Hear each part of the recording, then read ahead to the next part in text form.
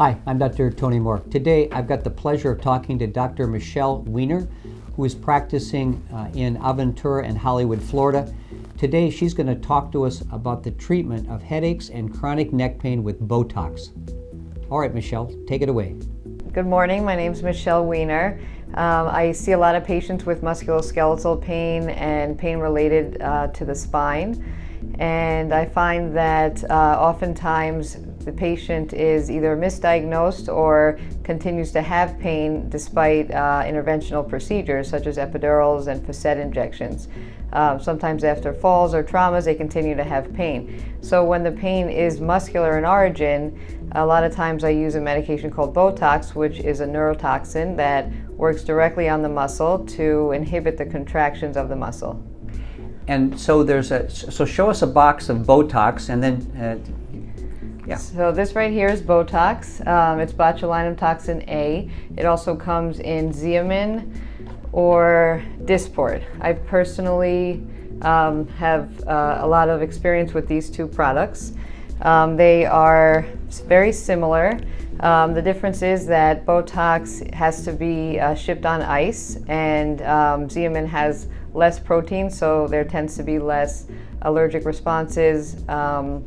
Otherwise, they're very similar. They're reconstituted the same with preservative-free normal saline, and they have about the same duration and potency.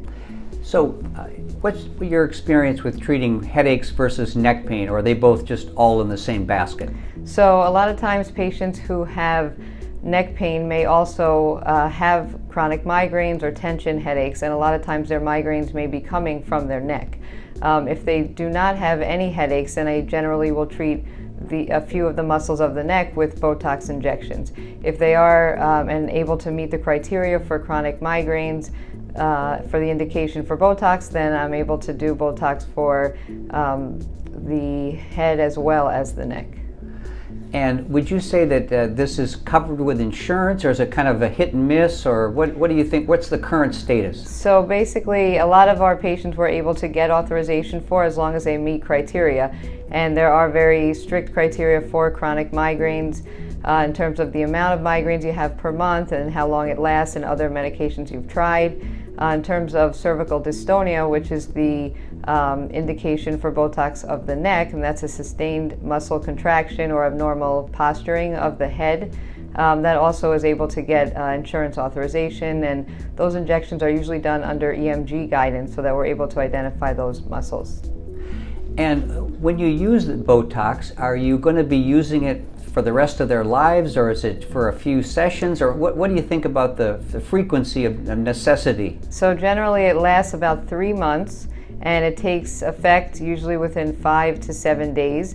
And within 3 months, they have good relief usually of their migraines, a decrease in overall intensity or frequency. Same thing with their neck pain. However, after 3 months, there's very little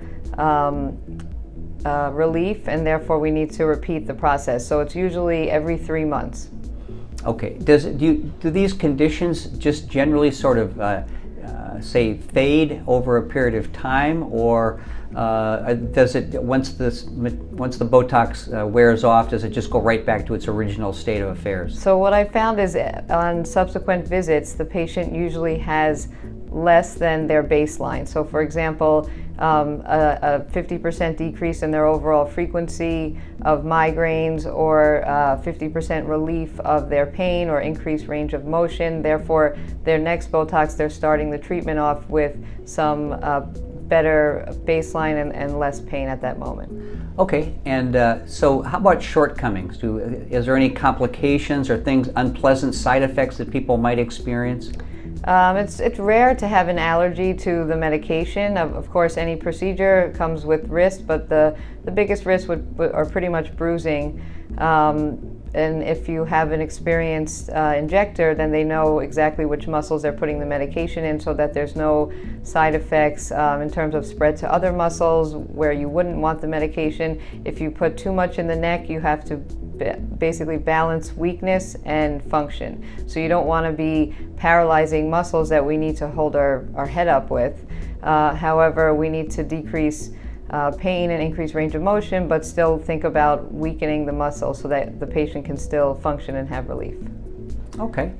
I might try to summarize it. So summarize in just a little bit about what you think this is good for, and the frequency of treatments, and what would be the ideal patient for you to see. So the ideal patient would be someone who has chronic neck pain or chronic migraines and has pain related to muscle contractions or to tension headaches.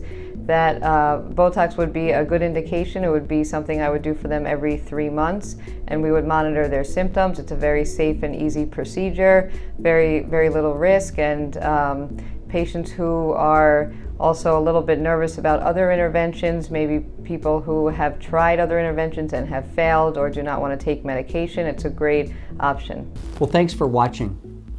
Be sure to reach out to me or my office if you've got any further questions, and stay tuned for more interview videos.